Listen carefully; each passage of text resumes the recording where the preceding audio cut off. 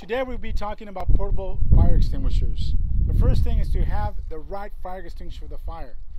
This one is an ABC fire extinguisher. The A stands for trash, wood, and paper. The B stands for liquids, such as gasoline, and the C for electrical equipment. The best way to use this, the safest way, is to use the acronym PASS. The P stands to pull the ring. The A is to aim at the base of the fire. The S is to squeeze the handle and move side to side. So again, make sure that you cover the base of the fire, not the flames, and you go side to side. If it is uncontrolled fire, immediately call the fire department.